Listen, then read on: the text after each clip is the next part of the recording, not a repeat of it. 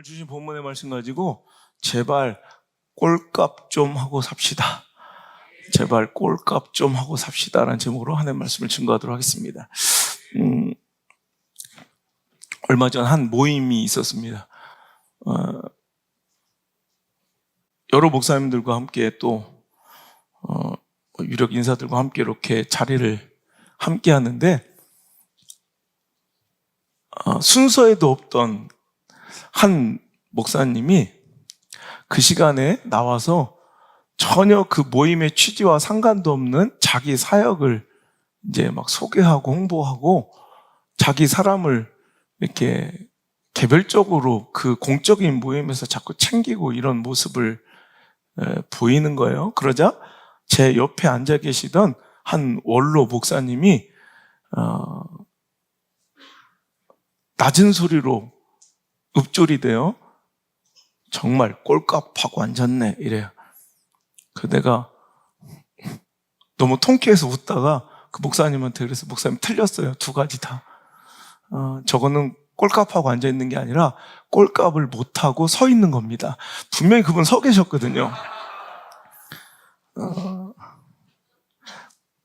꼴값 하는 것도 아니고 앉아있는 것도 아니더라고. 꼴값을 못하고 서 있는 거지. 어느 순간 우리는 꼴값한다라는 것을 격에 맞지 않는 행동과 삶을 비꼬는 말로 사용하고 있지만 이건 변질된 거죠.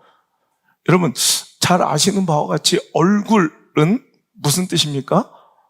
두 가지의 복합 합성어입니다. 얼과 꼴의 합성어가 꼴이 얼굴이 되는 거예요. 얼은 뭐예요? 정신세계와 마음, 가치관. 그 얼이 꼴, 쉐입, 형태로 나타나는 것이 얼굴이다. 그래서 여러분 얼굴을 보면 목회자는 이렇게 앞에서 보면 여러분의 얼굴 속에서 여러분들의 영혼이, 여러분들의 믿음이, 여러분의 지금 신앙과 가치관이 이게 드러나 보일 때가 많아요. 그래서 얼굴은 내 내면을, 내 마음을, 내 정신세계와 믿음을 비춰주는 얼꼴, 정말 그걸 보여주는 장치인 것 같아요. 그래서 여러분 꼴이라는 것은 우리가 마름모 꼴, 사다리 꼴 그런 것처럼 그 형태를 얘기하는 거죠. 그래서 오늘 우리가 말씀을 읽은 채로 이제 여러분 이해가 되시겠지만 하나님이 우리 인간을, 저와 여러분을 창조하실 때 뭐라고 말씀하세요? 26절 시작. 하나님이 이르시되 우리의 형상을 따라 우리의 모양대로 우리가 사람을 만들자라고 말씀하셨고요. 27절에도 하나님이 자기 형상, 곧 하나님의 형상대로 사람을 창조하시되 남자와 여자를 창조하셨다. 그러니까 오늘 우리는 다름 아닌 누구의 형상, 누구의 꼴? 바로 하나님의 형상, 하나님의 꼴대로, 그러니까 히브리어로는 이마고 데이, 그래서 이마고, 형상, 꼴, 이건 이미지가 나오는 거예요. 여기서 이마고 데이, 그러니까 하나님의 형상이 바로 우리의 정체성이라는 거예요. 그러니까 우리는 뭐라고? 하나님의 형상이다. 그러니까 우리는 꼴값하고 사는 것이 실은 우리의 인생과 신앙의 또 바른 길이며 목적이 되어야지 꼴값 못하는 것이 오히려 비난받고 조롱받아야 될, 욕먹어야 될 일이지, 오늘도 변질된 우리의 표현과 관용 어구들처럼 꼴값하는 것이 실은 잘못된 게 아니라 실은 우리는 꼴값하고 살아야 된다는 거예요. 그것이 결국 하나님의 형상, 하나님의 이미지, 하나님의 모습을 드러내는 그런 우리들의 삶이 돼야 한다는 것입니다.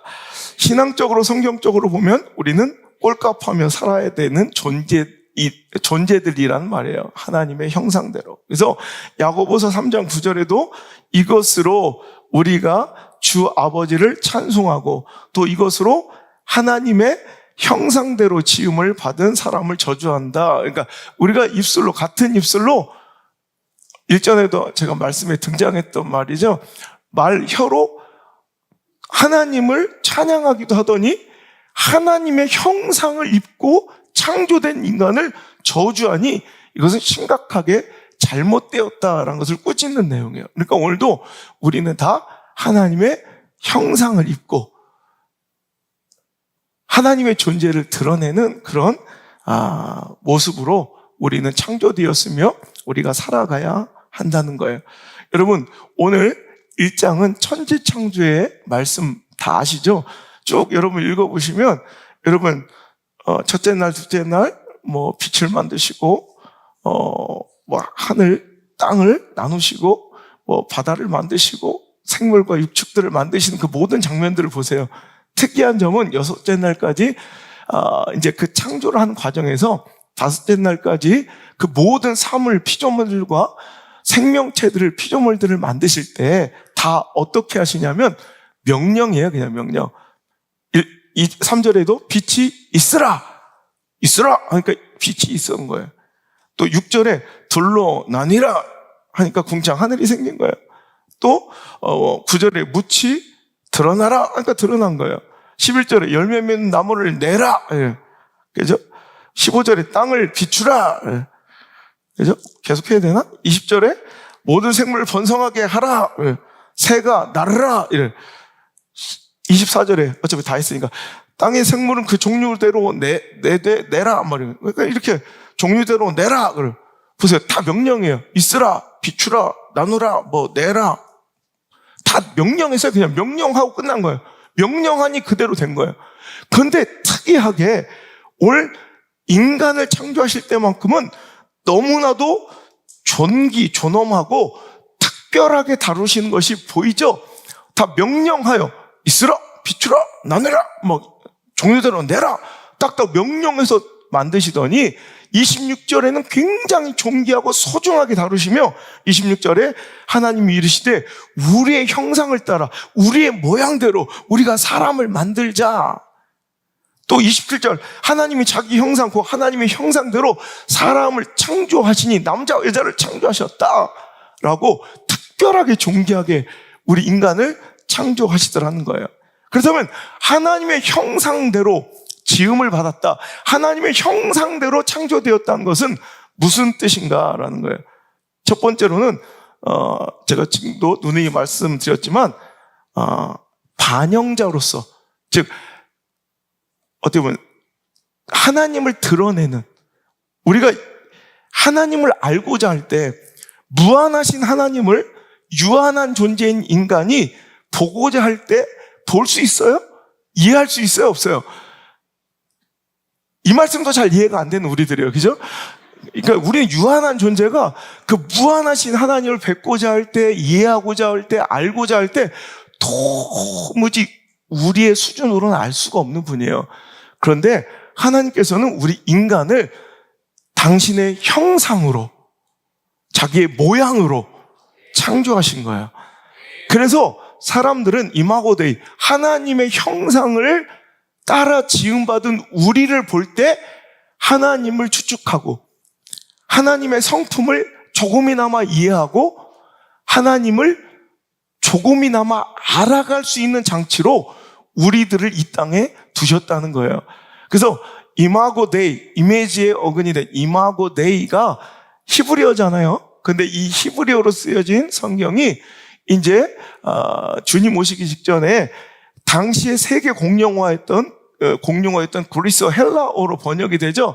그때 헬라어로 이 이마고 데이는 이것은 바로 이콘이라는 말로 I-K-O-N 이콘이라는 말로 이제 헬라어로 번역이 됩니다.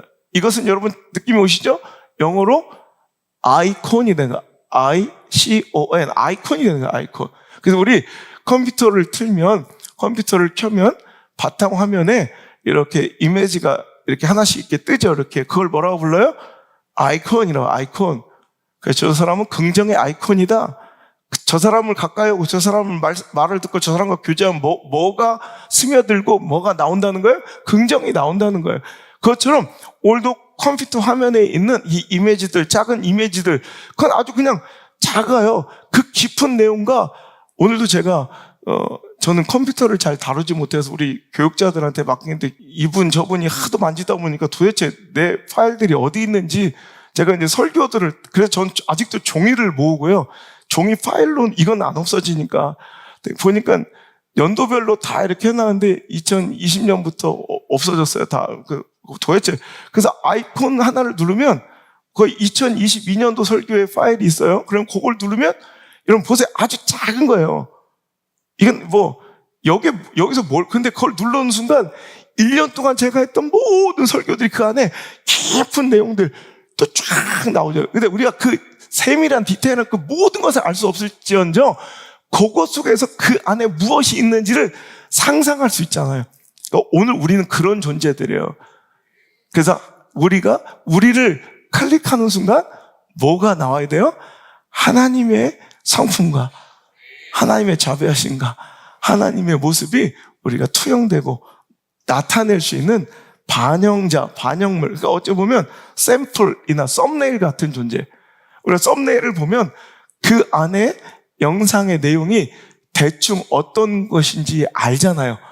그러니까 썸네일을 통해서 우리가 보면 우리가 얻고자 하는 정보나 우리가 흥미로워하는 주제들이 거기 안에 있음을 우리가 알게 되는 것처럼 우리는 바로 그 하나님의 존재를 비춰드리고 하나님을 드러내고 나타내는 아이콘, 썸네일, 그 샘플을 통해서 우리가 그 본질을 아는 것처럼 오늘도 우리는 그것을 드러내야 돼요. 근데 간혹가다 그런 것들이 있어요. 어그로 끈다고. 썸네일로 사람들은 확 모았는데 들어가 보니까 개뿔 아무것도 아니야. 그 어그로 끄는 교회가 되지 않게 하시고, 어그로 끄는 목사가 아니었으면 좋겠고, 어그로 끄는 성도들 아니었으면 좋겠어요. 그 안에 하나님의 형상이 있을 줄 알았는데, 원색적인 진짜 복음이 있을 줄 알았는데, 그 교회를 클릭해보니, 그 목사를 클릭해보니, 그 말씀을 클릭해보니, 저 성도들의 삶을 클릭해보니, 전혀 그 하나님의 우리가 기대했던 형상과 모습들이 전혀 드러나지 않는, 얼마나 실망스럽고 불쾌해요.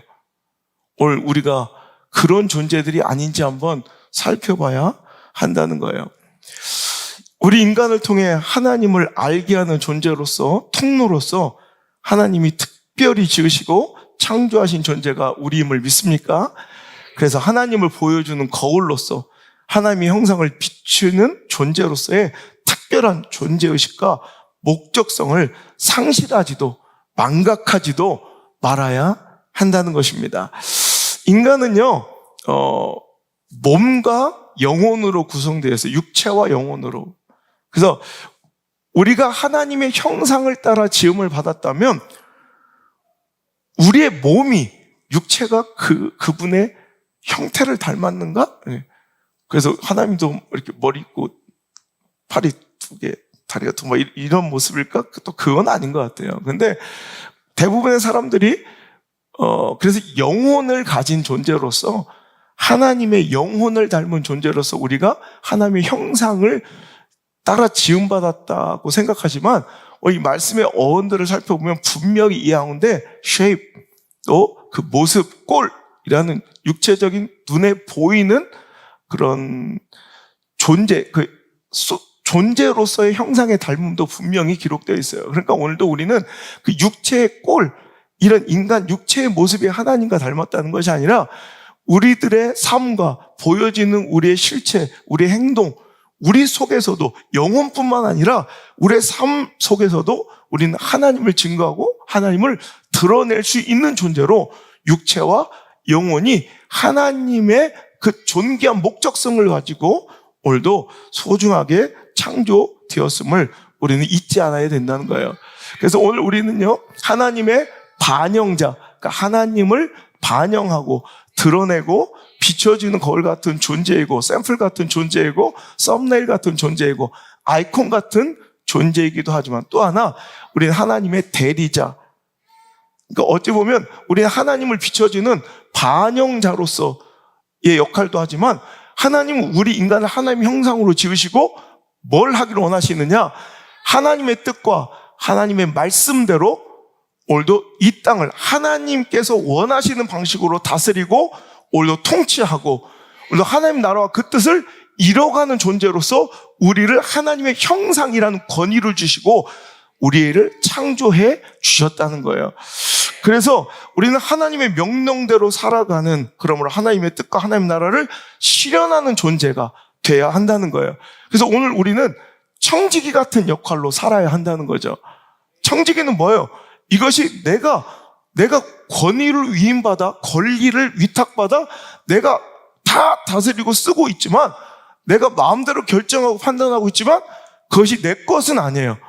오늘 여러분, 이 땅 온 우주 천하 만물의 주인은 여호와 하나님이신데 우리는 하나님의 형상을 닮아 지은 바 되었기에 오늘도 우리는 그 권위를 위임받았어요. 그래서 이 땅을, 이 세계를, 이 세상을, 이 시대를 하나님의 나라와 그 뜻을 이뤄가는, 실현하고 통치하는 존재로 우리는 살아야 한다는 거예요. 그래서 오늘도 우리에게 물질을 맡기고 어떤 그 통치와 경영의 권리를 맡겨진 청지기들이 오늘도 자기의 것은 아니지만 특별한 그 권위의 위임으로 그 주인의 존경과 존중심을 함께 받으며, 실은 그가 받을 존중과 존경심은 실은 아니죠. 근데 그 권위 있는 주인의 대상의 그 존경심이 그에게까지 영향을 미치며 그가 많은 것들을, 권리를 이양받아 행할 수 있는 것처럼, 마치 법인카드처럼 우리가 법인카드를 맡겨서 그 목적에 부합하는, 그 뜻에 합당하는 대로 지출을 내 마음대로 결정하고 내가 긁고 쓰고 있는 존재는 나이지만 그 주인은 따로 있는 것처럼 오늘도 우리는 청지기로서, 그래서 좋은 스튜어드십, 청지기적 삶을 우리는 살아감으로 하나님의 형상을 지켜내야 된다는 거죠. 여러분, 뭐 이런 표현은 좀 그럴 수 있는데 대리기사가 자기 차는 아니잖아요. 그렇다 하나님 술 쓰셨다는 게 아니라, 그러니까 차를 본인의 소유이고 본인이 가고자 하는 목적지를 정해주지만 대리기사는 그것을 대리로 운전하여 그 방향으로 그 주인의 차를 인도하는 것처럼 오늘도 하나님께서는 우리에게 하나님의 형상을 힘입음으로 말미암아 우리의 삶을 통해 하나님을 드러내고 이해하고 알아가는 반영자로서의 존재로서 세우시고, 또한 하나님은 우리를 또 하나님의 뜻을 성취하고 그 나라를 이뤄가는 또 대리자로서 우리를 하나님의 형상을 따라 만드셨다는 거예요. 그래서 우리는 하나님을 비춰주는, 반영하는 존재이며 하나님께서 이 세상을 다스리는, 통치에 대표하는 존재로서 하나님 뜻에 순종하여 하나님 나라를 이뤄가는 역할을, 그 위임이 이루어진 존재가 바로 우리 인간이라는 말이에요. 자, 그러면 오늘 이제 묻고 싶은 거 그래요. 우리 금요 갈망 월십 때 이어진 설교인데, 타락, 죄가 들어와 에덴 동산은 파괴가 되고 하나님 관계가 이제 죄로 인하여 이제 끊어지는 그런 끔찍한 이제 일이 발생됐단 말이에요. 그러면 죄로 인하여 인간이 타락할 때, 그럼 우리 하나님의 형상을 입어 지음받은 우리의 하나님의 형상은 파괴되었을까? 아니면 그대로 유지되고 있을까? 여러분, 죄로 인한 타락한 존재인 인간은 하나님의 형상을 잃어버렸을까요? 안 잃어버렸을까요? 잃어버렸을 것 같다. 아니다, 안 잃어버렸다. 자, 이런 거 물어보면 거의 대부분 둘 다 맞아요. 여러분 보세요. 예스가 답일 수도 있고 노가 답일 수도 있는 건데, 자, 인간으로서의 존엄성을 갖는 하나님의 형상의 흔적은 여전히 우리 안에 존재하고 있어요. 그 반영물로서의 그 우리의 존재적 가치는 그대로 이어지고 있다는 거죠. 그러니까 예를 들어 생각해 보세요. 자, 짐승에게 다른 피조물 명령하여 그냥 존재하게 만들어버린 그런 다른 짐승이나 이런 모든 피조물과 우리 인간은 정말 특별하게 다르죠. 그래서 동물과 확연히 다른 인간의 존엄한 가치들이 있죠. 어떤 것들이 있어요? 뭐 이성이라는 것이 있죠. 우리는 이성과 지성의 존재이잖아요. 근데 동물들은 이성과 지성이 없어요. 그죠? 또 여기서 뭐 나의 IQ가 얼마인데 돌고래는 얼마라는데 뭐 개도 똑똑한 건 사람보다 안 해. 뭐 이런 사람 있어요. 근데 생각해 보세요. 그런데 여기서 이성과 지성은 또 나중에 다루겠지만, 여러분, 그냥 비단 IQ의 문제가 아니에요. 여러분, 뭔가 이렇게 IQ가 있어서 조금 뭔가 인간의 삶을 흉내낼 수 있는, 말귀를 좀 알아들어 행동할 수 있는 그런 돌고래와 최첨단의 그 동물의 뭐 지성이라고 해봤자, 이성이라고 해봤자, 그걸 IQ라고 친다면 돌고래 개 이상이 없잖아요. 근데 그들이 되게 존귀해 보여요? 여러분, 우리가 가진 이성, 그런 지성을 따라올 수 있어요? 여러분, 인간에게만 있는 그 거룩성 있잖아요. 또 창조성, 선악을 분별한 도덕성, 또 굉장히 정서적으로 감정에 반응하는 이 서정성 같은 것들은 도저히 동물에겐 나오지 않는, 하나님께서 인간에게만 특별히 허락하신 도덕과 윤리, 지성과 자발, 창조성, 정서, 감정, 이성, 이런 것들을 하나님의 형상으로 본다면, 그러니까 하나님의 이런 존엄을 담고 있는 그런 이런 반영의 존재로서 본다면, 우리는 아직도 그 죄와 타락의 이후에도 우리는 하나님의 형상을 담고 있어요.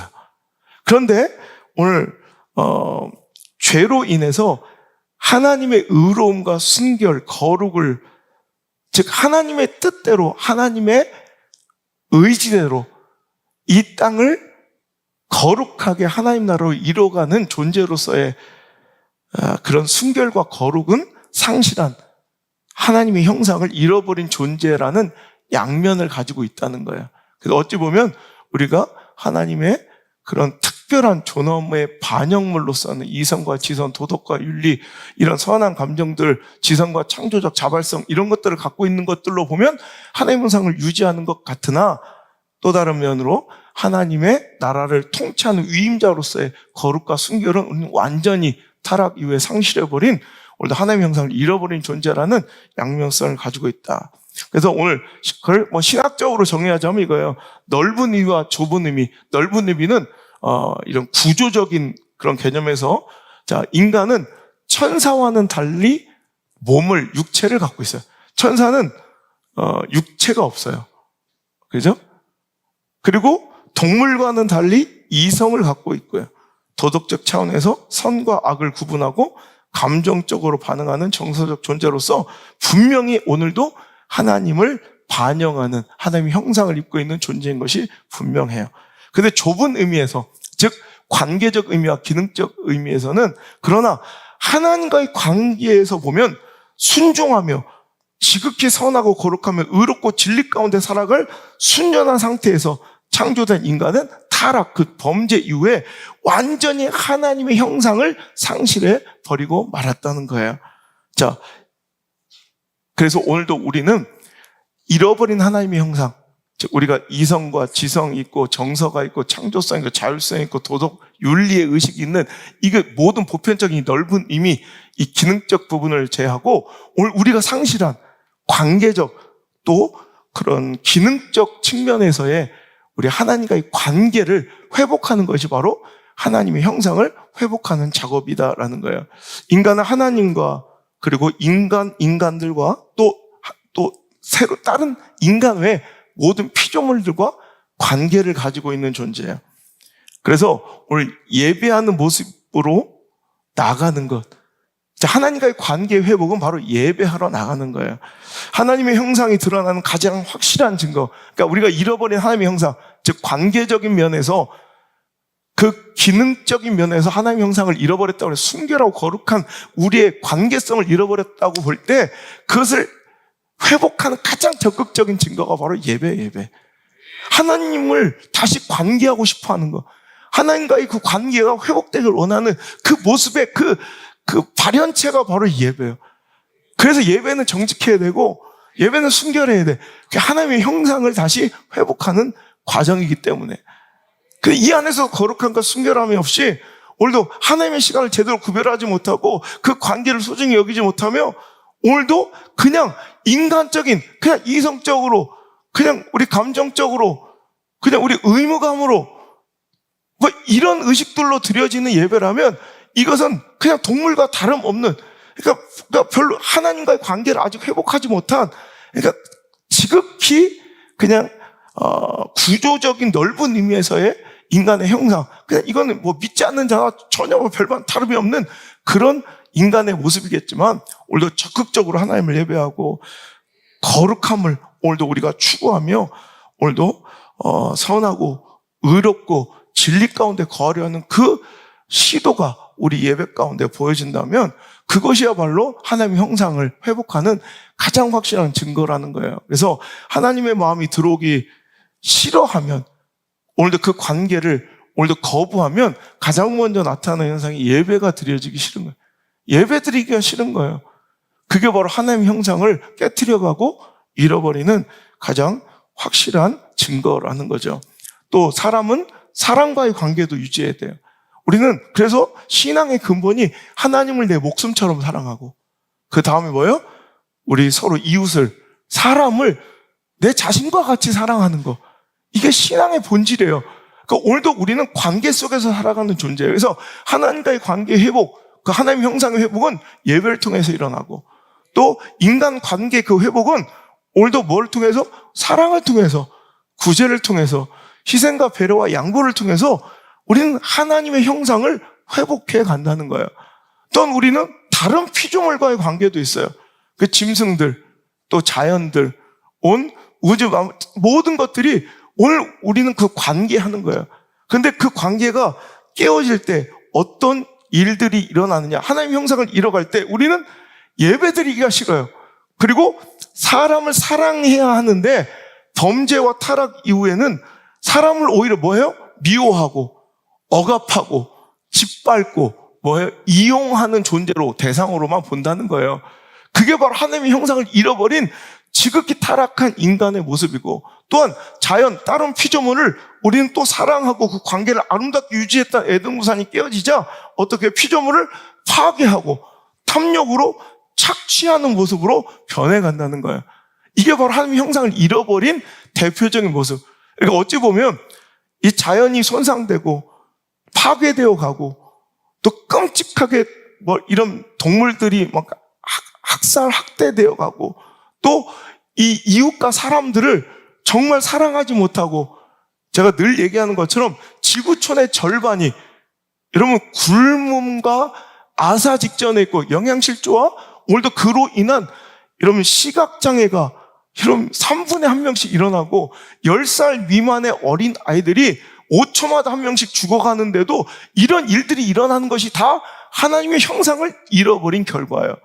오늘도 여러분 예배드림으로 하나님과의 관계가 회복되고, 사랑과 배려와 헌신과 나눔과 구제를 통해서 인간의 그 아름다운 관계 구조가 다시 회복되고, 이제는 탐욕과 착취가 아닌 오늘도 자연을 사랑하고 또 피조물들을 잘 우리가 가꾸고 오늘도 보호하는 그런 모습들로, 이것이 바로 하나님의 형상이 우리 가운데 유지될 때 나타나는 모습이라는 것이죠.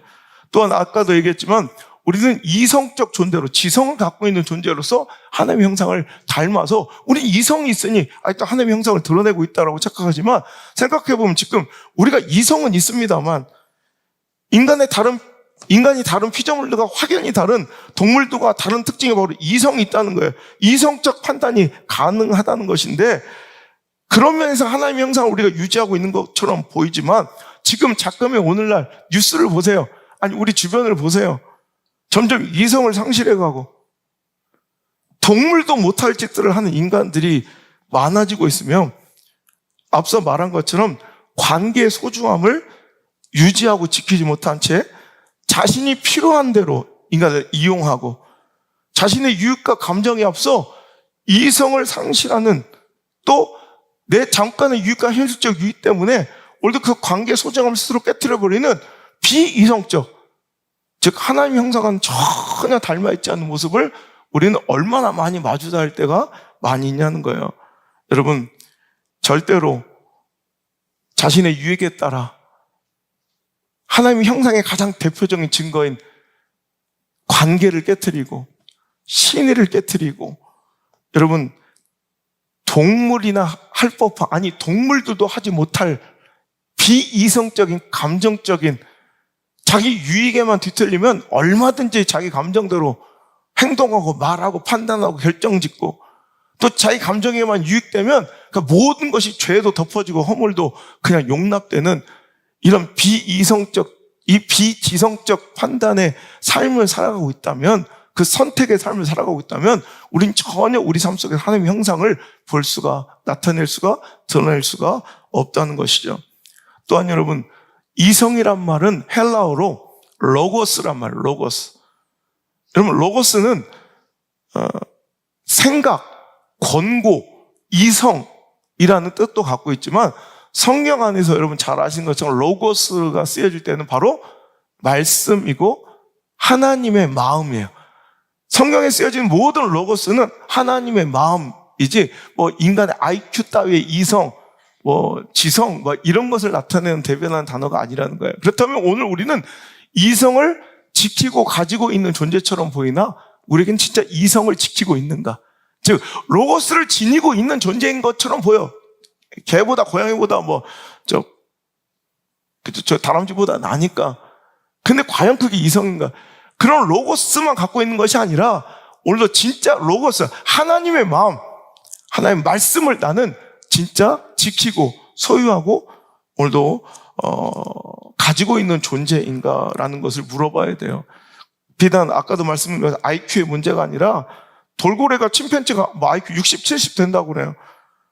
뭐 대부분 인간이 평균이 한 120 정도 되죠? 뭐 그날 컨디션 안 좋으면 100 이하로 나오기도 하지만 그럼 뭐 격차가 별로 없잖아요. 그럼 우리가 돌고래 같은 거예요? 아니죠. 여러분 보세요. 이게 이성이라는 것의 함정인데, 이성, 로고스는 지성, 생각, 권고 이런 이성만 있는 것이 아니라 로고스, 하나님의 마음, 하나님의 말씀이라는 의미에서는 우리 아무리 지능이 낮고 아무리 이성적이지 못한 것 같은 인간일지라도 유일하게 인간에게만 하나님을 경배하고 싶은 마음이 있어요. 아무리 똑똑하고 훈련받고 막 돌고래계의 멘사, 개 중에 멘사, 천재 견이 있을지라도 아무리 똑똑해서 비록 우리는 가장 떨어지는 정신적 이상이 있어서 실은 지능적 이런 장애가 있는 그런 사람들도 있잖아, 우리 주변에. 그런 분들 보세요. 그런 분들 어찌 보면 자기 표현력도 덜하고 정말 자기 이성으로 보면, IQ로만 보면 진짜 그 동물보다 못한 것 같지만 절대 그렇지 않아요.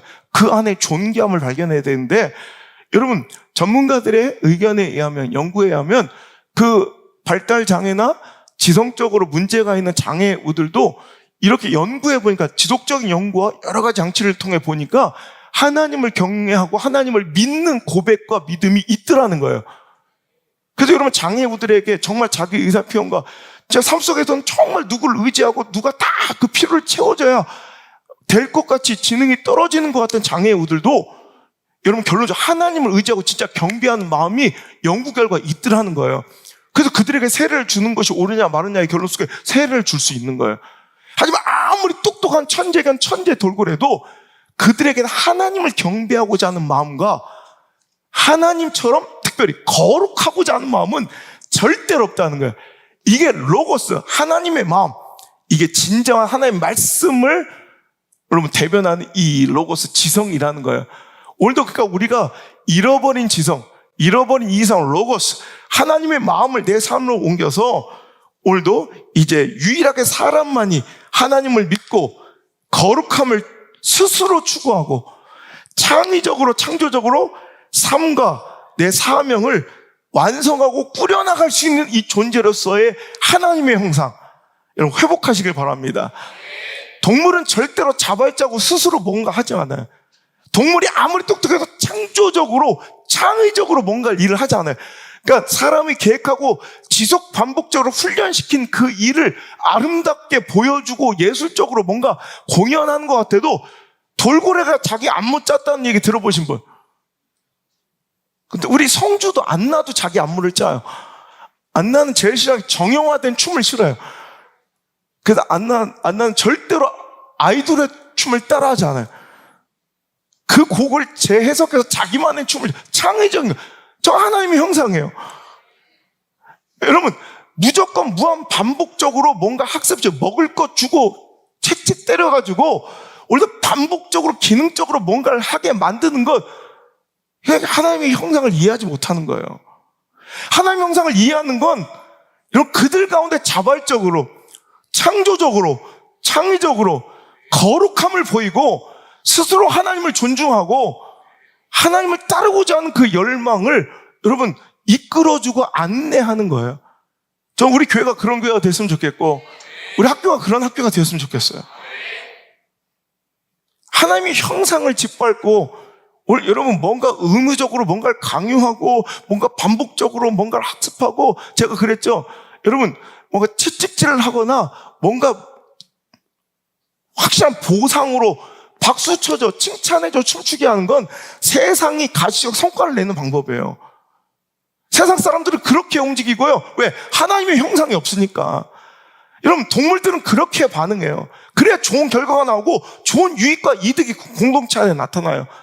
하지만 하나님 형상을 지음받은 창조적인 우리 교회 공동체 그러면 안 돼요. 하나님 형상대로 스스로 자발적으로 창의적으로 여러분 행복하게 스스로 거룩을 추구하고 우리도 자기 삶을 창의적으로 창조하고 스스로 개발해 나가고 오히려 꾸려나갈 수 있는 그 의지와 힘을 길러주고 안내해 줘야죠. 여러분 오늘 이 말씀 속에서 저는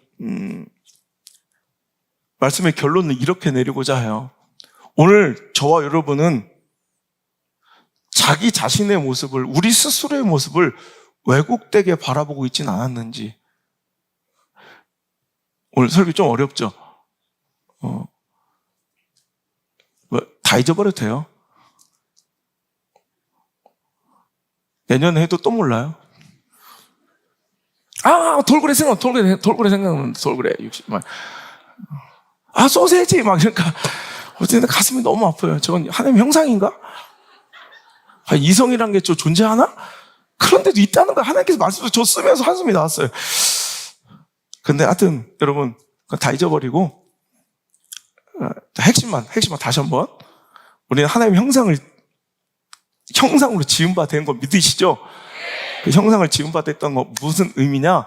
우리는 반영물로서 대표자로서 우리는 하나님을 알고 이해하고자 보고 싶어하는 자들에게 우리의 삶을 클릭해서 우리의 삶을 통해서 하나님은 이런 분이세요라고 이런 보여줄 수 있는 그분들을 이끌 수 있는 그런 아이콘으로서 상징적인 존재로서 우리는 삶이 사용돼야 돼요.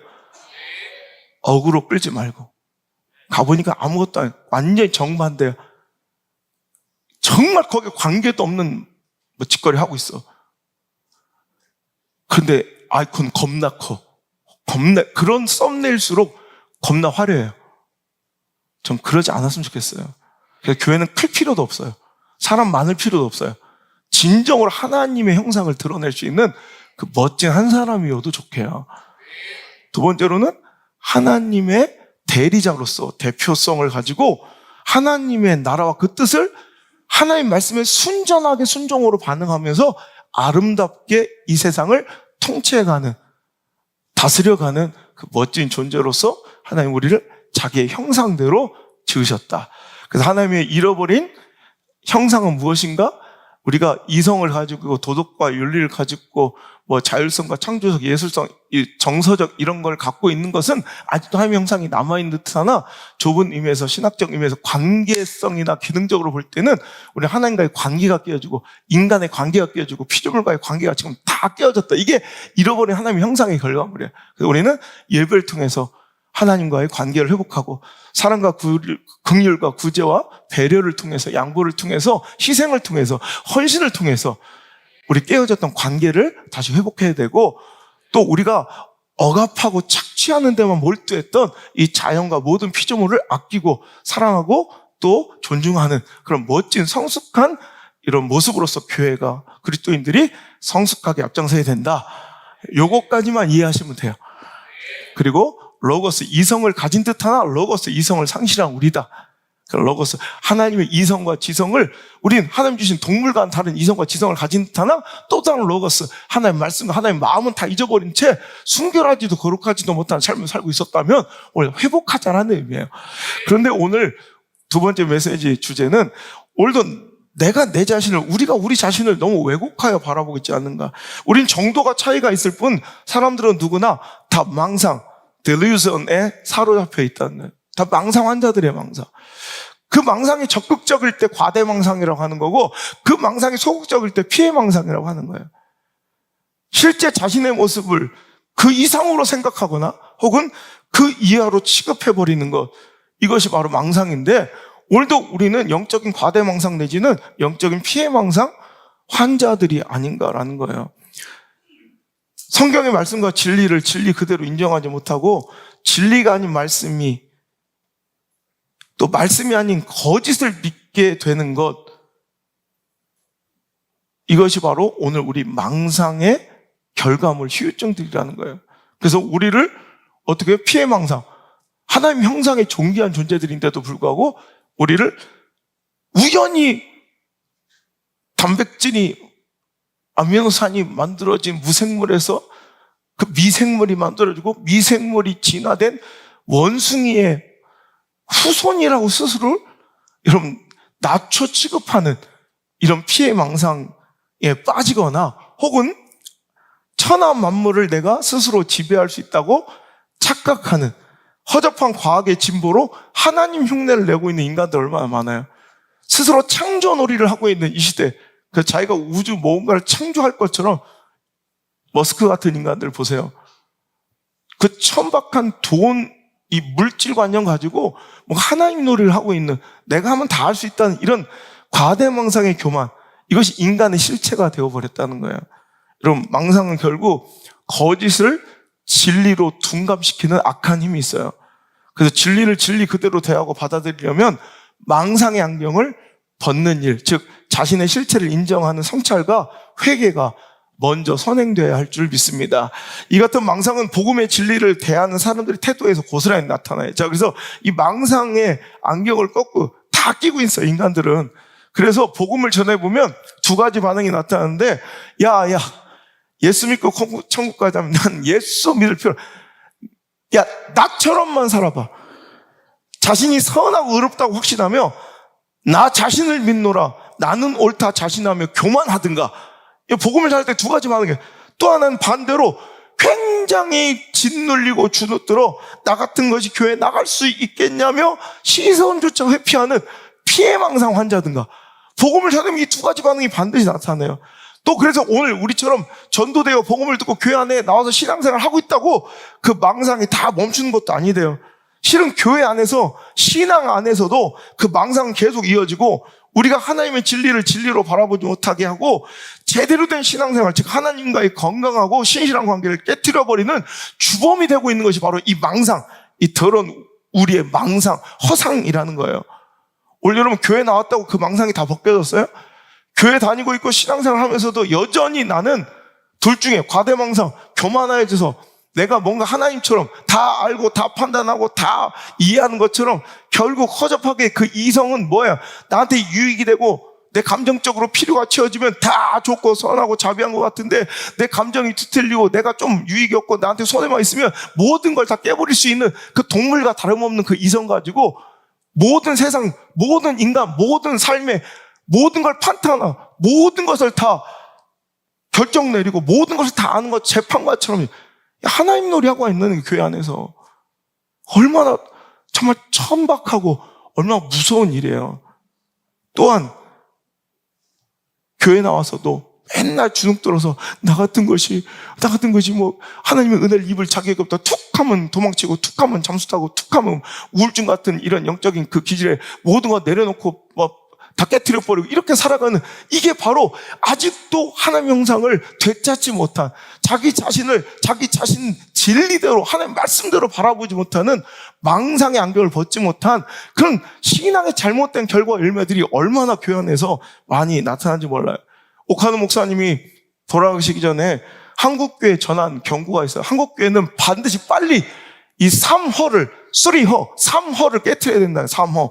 첫 번째 허수, 허세, 허상. 우리 한국교회가 맨날 허수에 빠져 있어요. 허세에 빠져 있어요. 여러분, 숫자 노름이, 숫자의 우상이 가장 큰 우상일 수 있어요. 허세, 쥐뿔 아닌데 허세 부리고 살아요. 허상, 망상처럼 헛된 것을 우리가 그리고 쫓고 바라보며 살아가고 있다는 거예요. 오늘도 여러분, 이 망상이 바로 우리를 그리고 하나님과의 관계를 흐트러뜨리고 망치고 있음을 기억하시고, 오늘 하나님이 말씀하신 그대로 내 자신을 바라보고 우리 스스로를 바라보고 서로를 바라볼 수 있는 이런 진리의 눈이 이 말씀 가운데 열리길 바랍니다. 여러분, 그럼 망상을 퇴치시켜줘야 되잖아요. 자, 진단을 했으면 처방이 내려져야 돼. 그럼 여러분, 이 망상 퇴치의 처방전, 저는 약사요. 하나님의 복음의 약사로서 제가 처방하는 약은, 세상은 한약과 양약이 있지만 저는 신약과 구약, 이 약으로 여러분 그 망상 환자들을 고쳐줘야 될 거 아니에요. 자, 과대망상, 교만한 것들, 따단. 이사야서 64장 8절 읽겠습니다. 자, 교만하고 내 과대망상에 빠져 내가 뭔가 다 알고 다 신실하고 난 다 의롭고 그 누구를 충분히 판단해도 된다고, 정죄해도 된다고 생각하는 이들이 있습니까? 오늘 이 약 잘 드시길 바랍니다. 식후 2번씩 꼭 아침 저녁으로 챙겨 먹어서 제발 좀 정신 차리고 돌아왔으면 좋겠어요. 근데 안타까운 건 자기가 환자인지도 몰라요.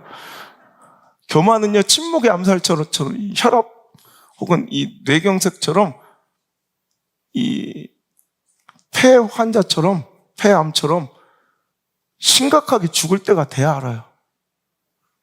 뭔가 산산조각하고 박살나고 끝이 나야 그때서야 내가 교만했구나.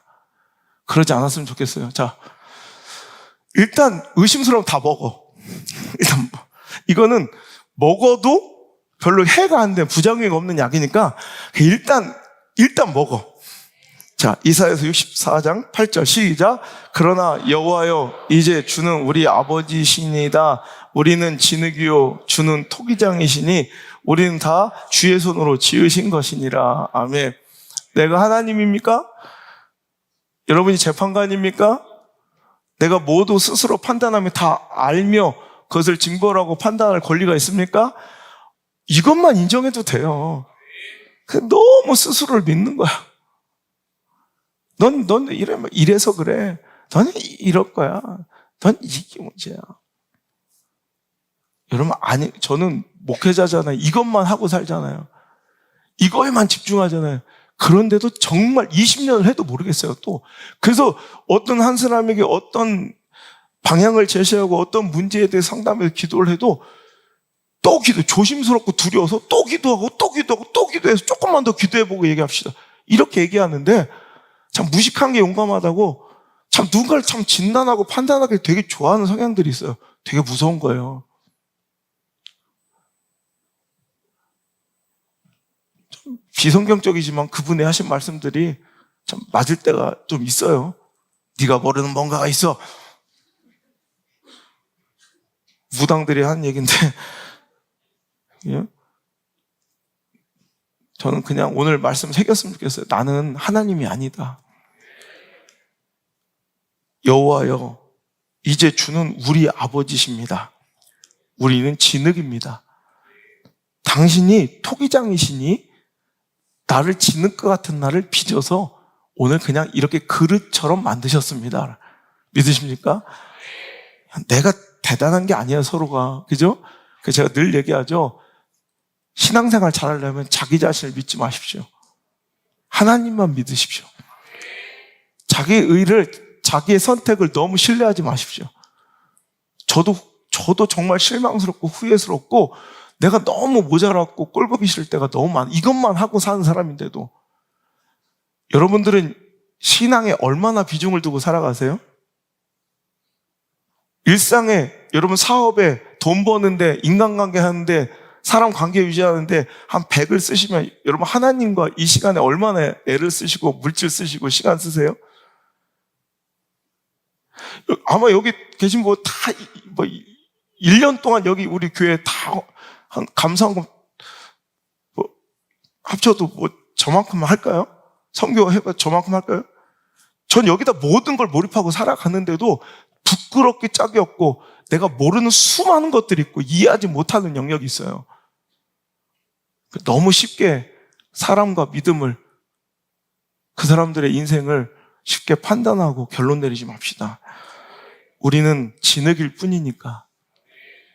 그분이 나를 오늘 그렇게 그냥 그나마 그분의 형상 닮아 사람답게, 그나마 주의종답게, 그나마 그리스도인답게, 그나마 교회답게 만들어 주신 거지 우리가 별반 잘나고 똑똑한 건 아닌 거 여러분 인정하시길 바라요.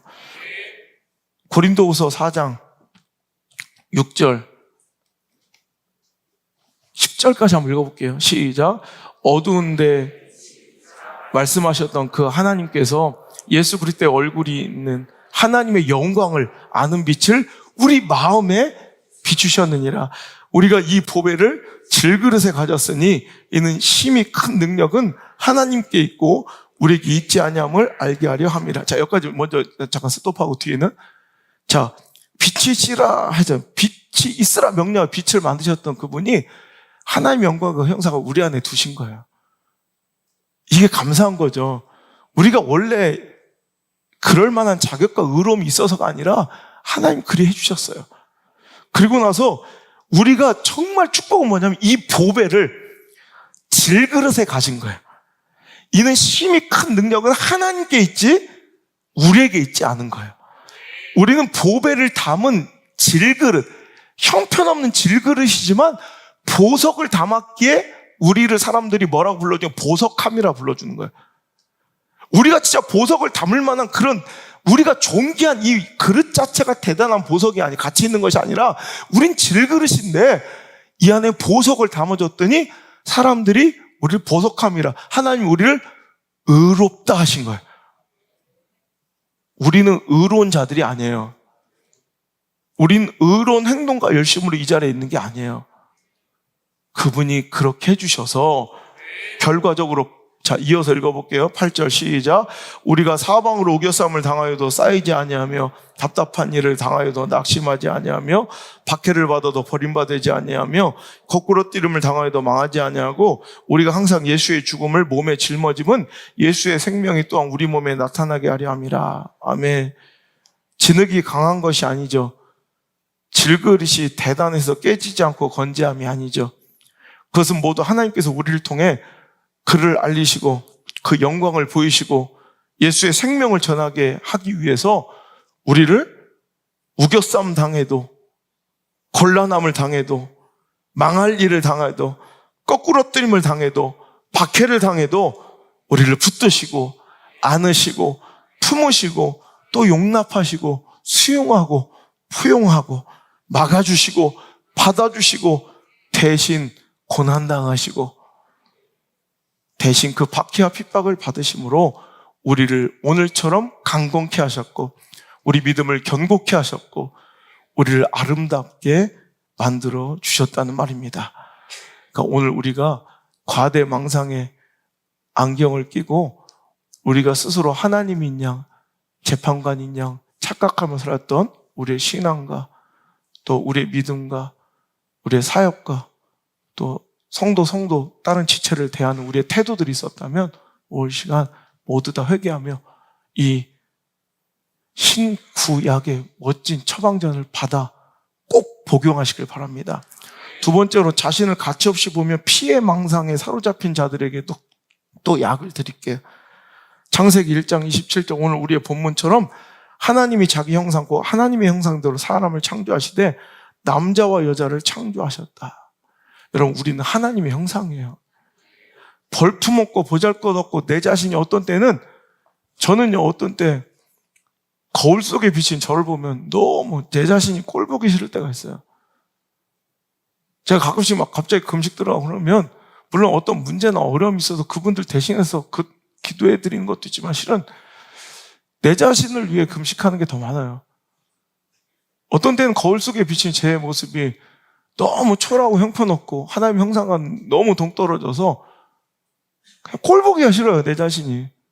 그래서 스스로 묻는 거예요. 야, 안 웃어. 네가 목사냐? 야, 너 같은 게 목사냐?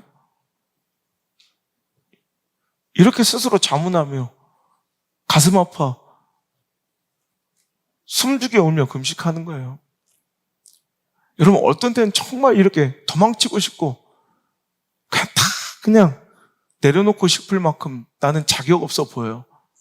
근데 알아요. 그래도 나는 하나님의 형상인 거예요. 그래도 여러분 하나님의 형상인 거예요. 저 자신도 그렇지만 어떤 때는 누군가를 볼 때 그럴 때가 있죠. 그런데도 그분은 하나님의 형상인 거예요. 내가 해야 할 일은 또 포용하고 수용하는 거예요. 여러분 스스로도 스스로를 포용하고 수용했으면 좋겠어요. 나는 하나님의 형상이다. 저에게 좀 어떤 때는 죽고 싶고 도망치고 싶잖아요. 근데 여러분 이건 마귀가 주는 생각이에요. 당신은 그거 다 내려놓고 싶은 거, 때려치고 싶은 거 아니에요. 당신이 도망치고 싶은 거 아니에요. 당신은 자살하고 싶은 거 아니에요. 당신이 죽고 싶은 게 아니라 이렇게 살고 싶지 않은 거예요. 당신은 사역을 때려치고 싶은 게 아니에요. 이렇게 사역하고 싶지 않은 거예요. 당신이 살기 싫은 게 아니에요. 이렇게 살기 싫은 거예요. 여러분, 그러니 오늘 포기하고 끊어버리고 여러분 낙심하고 절망하는 것이 하나님의 형상이 아니라 오늘도 그러니 우린 다시 회복하고 아름답게 오늘도 몸부림쳐서 그 삶을 회복하려고 그 형상을 회복하려고 노력하는 것이 오늘 여러분 중요할 줄 믿습니다. 그 하나님의 형상을 회복하면 되는 거예요. 에베소서 2장 10절에도 제가 즐겨 말씀하는 구절이 시작. 우리는 그가 만드신 바라 그리스도 예수 안에서 선한 일을 위하여 지으심을 받은 자니 이 일은 하나님이 전에 예비하사 우리로 그 가운데서 행하게 하려 하심이니라. 아멘. 우리는 그가 만드신 바라. 만드신 바 포이에마라고 이제 헬라어로 포이에마. 포엠 시라는 영어 단어와 그 근원이 같은 어근이 같은. 그러니까 뭐예요? 또 다른 영어 성경에서는 You are masterpiece라. masterpiece. 작품이다, 명작이다라는 표현도 나와요. 그럼 멋있지 않아요? 당신은 걸작품이에요. 우리 하나님의 형상, 우리 하나님의 거룩성은요, 특별한 뭐냐면 되게 창조적이세요. 스스로 계신 자율성도 우리에게 있는 것은 하나님 원래 스스로 계신 분이니까. 그럼 하나님 되게 창조적인 분이세요. 그러니 오늘 보세요. 내가 기가 막힌 거예요. 오늘 여기 앉아 계신 분이 이렇게 많아도 하나도 똑같은 분이 없어요. 이게 너무 다채롭고 이게 누가 못났다고 누가 잘났다고 기준할 수 있겠어요? 작품을 우리 스스로 판단. 여러분 보세요. 그 그림 그린 거 보면 이건 뭐 우리가 볼 때는 거지 같은데 몇백 개 팔리면 누군가는 그 가치가 있는 거예요. 우리 기준으로는 아무도 안 알아줘. 우리가 아무리 판단, 거지같이 못 그렸네. 기안팔사 그림 난 그림 같지도 않아. 조영남 그 화투장 나도 그릴 수 있어. 근데 그걸 몇백만, 몇천만에 사면 우리가 판단할 거 없는 거예요. 그건 작품인 거예요. 뭐, 누가 보든, 누가 인정하든 안 하든, 그건 그 사람 몫이고, 그건 작품인 거예요, 작품. 여러분 작품이에요, 작품. 여러분, 그냥 길거리에 버려져 있는 쓰레기는 발로 차도 돼요. 길거리에 돌아다니는 연탄은 발로 차도 돼요. 누군 뭐 차지 말라고 그러는데 차도 돼요. 그런데 여러분, 그것이 뮤지엄에, 박물관에, 미술관에 있는 연탄자를 절대 차면 안 돼요. 돌 하나도 그냥 차버리면 안 돼. 왜? 뮤지엄 안에 있는 건 작품이니까. 여러분, 생선가시는 당연히 쓰레기에 보여요. 음식물 쓰레기 버려야 돼요. 그죠? 근데 여러분, 뮤지엄 안에 있으면 생선가시도 버리면 안 돼. 어떤 작가는 보니까 생선가시로만 작품 활동하는 사람이 있더라고. 그게 작품이에요. 이쑤시개도 버리면 안 돼. 어떤 분은 이쑤시개로만 작품하더라고. 길거리에 버려진 거라면 그건 쓰레기지만 여러분 작품이라면 생선가시도 이쑤시개도 연탄재도 함부로 발로 차거나 버려서는 안 돼요. 오늘 우린 작품이에요. 여러분 길거리에서 보면 이게 하나님의 형상 상관없는 길거리에 버려진 쓰레기라면 발로 차고 짓밟고 뭐 무시하고 판단하고 정죄도 되겠지만 하나님이 교회 안에 모아두시고 오늘 여러분 내 자녀 내 백성이라 하시면 우리 모두가 다 일일이 작품이에요. 일일이 다 작품. 그러니까 함부로 내가 기준으로 쓰레기라 말할 수 없는 거예요. 여러분 오늘 내가 스스로 작품임을 잊어버리고 살진 않았습니까? 우리 스스로 이제 내 자신을 바라보는 망상의 안경을 벗으시길 바랍니다. 서로를 바라보는 잘못된 편견의 시선도 이제 다 내려놓으셔야 합니다. 그리고 이제 다짐하고 결단하며 도전하셔야 합니다. 이제 내가 누군지 알았으니, 이제 우리가 어떤 존재인지 알았으니 이제 어떻게 살아야 하겠다는 선한 양심에 기인한 아주 자발적이고 거룩하고 가장 위대한 도전을 이제 시작하셔야 한다는 말입니다. 하나님의 형상이 나타나며 그분의 창조의 섭리와 은혜의 목적대로 사용되기를 주의 이름으로 축원합니다. 우리는 그의 만드신 작품, 우리는 그의 작품이라 그리스도 예수 안에 선한 일을 위하여 지으심을 받은 자다. 오늘 우리가 하나님의 형상을, 오늘 힘입은, 형상을 입은 어떤 대리자, 대표성도 되지만 오늘도 우리는 또 반영물이기도 하지만 그 선한 목적을 위해서 하나님께 지으신 바 된 분명한 목적을 갖고 사명을 갖고 소명을 갖고 살아가는, 누구나 저마다 하나님의 목적이 다 있는 소중한 인생들이에요. 세상에선 가치없다고 손가락 짤지라도 하나님은 자기의 예수 안에서 선한 일을 위하여 분명히 우리를 지신 작품이라고 에베소서 2장 10절 말씀하고 계시잖아요. 그 목적을 찾아서 자발적이고 누가 막 시켜서 억지로 떠밀려서가 아니라 그 멋진 하나님의 부르심의 목적대로 이 세대를 본받지 않고 하나님 기뻐하시고 선한 일을 찾아 자발적으로 창조적으로 거룩하게 선하게 그 일을 추구해가는 거, 그 멋진 하나님의 형상을 회복하는 저와 여러분, 우리 한 해의 마무리가 되기를 주의 이름으로 축복합니다. 과대 망상 속에 교만에 빠지지도 아니해야 하며 피해 망상으로 우울감과 패배의식, 낮은 자존감으로 살아서도 안 될 것입니다. 우리는 하나님의 형상이기 때문에 목사는 목사답게, 사역자는 사역자답게 소임을 다하여, 장로는 장로답게, 권사는 권사답게, 집사는 집사답게, 성도는 성도답게, 교사는 교사답게, 여러분 이렇게 살아가는 멋진, 여러분 우리 인생을 여러분 다시 한번 회복될 하나님의 형상을 꿈꾸는 한 해의 마무리가 되고 또 다른 새해 소망이 되기를 간절히 축복하는 마음에, 여러분 안 먹힐 줄 알았지만, 별로 안 좋아할 줄 알았지만 이 설교를 꼭 하고 싶었어요. 여러분 오늘 이 자리에 모인 모든 여러분들 마음 모아 소리 높여 저를 먼저 좀 축복해 주시길 바랍니다. 목사님 꼴값 좀 하세요. 자, 시작. 그리고 또 한번 축복해 주세요. 목사님 참 꼴값 하시네요. 시작. 왜 이렇게 기분이 안 좋지? 어감은 좀 그렇지만 이거보다 더 귀한 축복이 어디 있어요? 하나님 형상, 그 꼴값을 하고 사는 목사, 그게 제 꿈이에요. 저도 가만히 있을 수 없잖아요. 여러분 축복할게요. 꼴값 좀 하세요. 여러분 참 꼴값 하고 있습니다.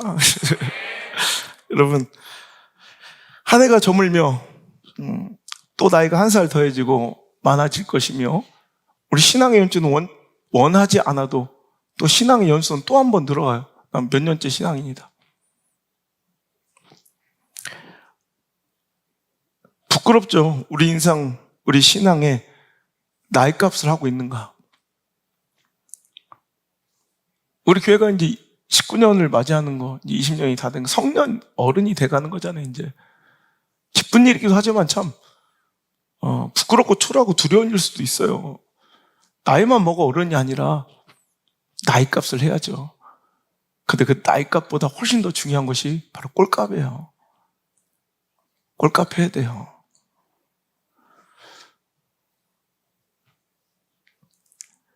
우리 인생과 신앙에 나이 것보다 더 중요한 꼴값하고 살아가야 진정 가치 있고 품격 있고 성공한 인생일 것입니다. 그 성공한 인생의 주인공이 바로 당신이길 주님의 이름으로 축복합니다. 저는 우리 교회가 너무 자랑스럽고 우리 성도들이 너무 자랑스러워요. 너무 감사해요. 그것은 우리 교회 구성원들이 월등한 권세와 권력과 명예와 지식과 부가 있어서도 아니고 세상 속에서 화려하고 잘 나가서도 아니에요. 그저 각자의 자신의 삶 중에서 하나님 모습을 잘 그려내며 하나님의 형상대로 잘 살아가고 계심이 너무 대견하고 아름다운 거예요. 또 반대로 그렇게 살지 못하는 분들을 보면 참 너무나도 안타깝고 서글프기 그지없고요. 왜 저분이 저렇게 살지? 왜 저렇게밖에 못 살지? 왜 저렇게밖에 사역하지 못하지? 여러분, 자랑스러운 우리 교회, 자랑스러운 우리 성도들, 한 해가 새로 시작돼도 더 그 형상이 녹익어지고 아름답게 꾸며지며 새로워지길 간절히 바랍니다. 그 기능과 그 목적을 상실할 때 굉장히 비참하고 힘들어지는 거예요.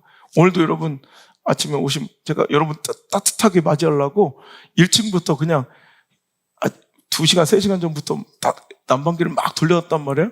여러분이 딱 오기 시작할 때 갑자기 전기가 다 떨어져가지고 난방기가 다 멈췄어요. 저는 계속 추운 목양실에서 혼자 있으면서 성도들 걱정이 됐어요. 오늘 그렇지 않아도 설교도 어려운데 저 큰일 났다. 이게 하나님 뜻인가? 설교가 어려워도 졸지도 못하게 추워서 얼어 죽을까? 저체온증으로 죽어버리는 게 과연 하나님 뜻입니까? 근데 그러니까 전기가 떨어져 버리니까 난방기는 그냥 박스야 박스. 아무 역할을 감당하지 못하는. 그때 이제 엄은석 주사님이 급하게 오셔서 막 살려내셨어요. 그대로 극적으로 다시 따뜻한 기운이 도니까 저 난방기가 너무 소중한 통로와 기구가 되더라고요. 우리 인생을 비춰보면 그런 것 같아요.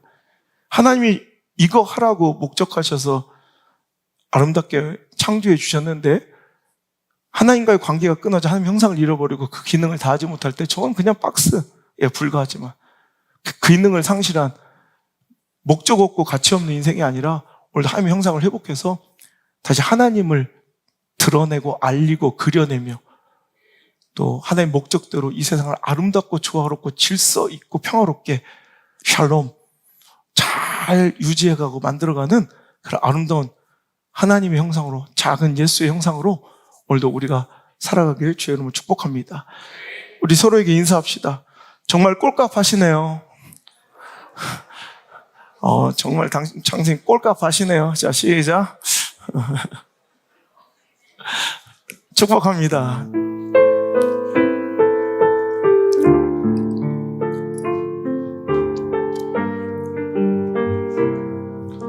우리 서로에게 서로를 형제의 모습 속에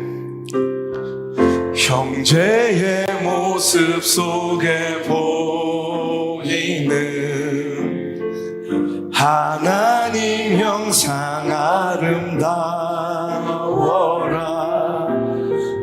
존귀한 주의 자녀 됐으니 사랑하며 우리 다시 한번 우리 형제들에게 축복합니다. 형제의 모습 속에 보이는 하나님 형상 아름다워라. 존귀한 주의 자녀 됐으니 사랑하며 자, 우리 이번에 자매들을 축복합시다. 자매의 모습 속에 보이는 하나님 형상이 너무 아름다워요. 형상 아름다워라. 존귀한 주의 자녀 됐으니 사랑하며 다시 한번 자매들만 자매의 모습 속에 보이는 하나님 형상이 너무 아름답습니다. 하나님 형상 아름다워라. 존귀한 주의 자녀 됐으니 사랑하며 우리 옆 사람을 보면 당신의 모습 속에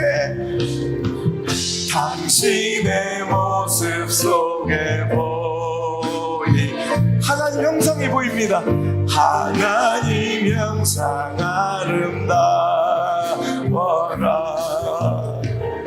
존귀한 주의 자녀 됐으니 사랑하며 우리 이번엔 우리 자녀들을 축복합시다.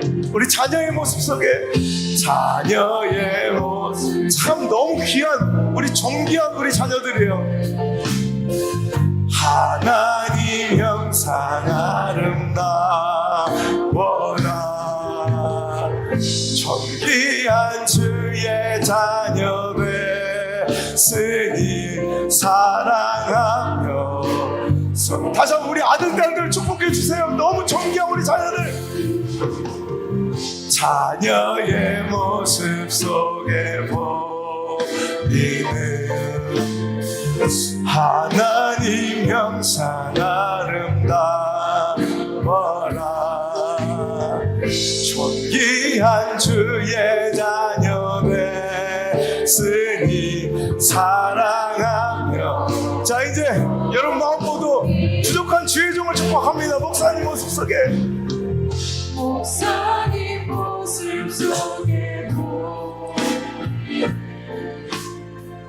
하나님 형상 아름다워라, 존귀한 주의 자녀 됐으니 사랑하며. 한 번만 더 축복해 주세요. 목사님 모습 속에 보이는 하나님 형상 아름다워라, 존귀한 주의 자녀 됐으니 사랑하며 섬기리. 하나님,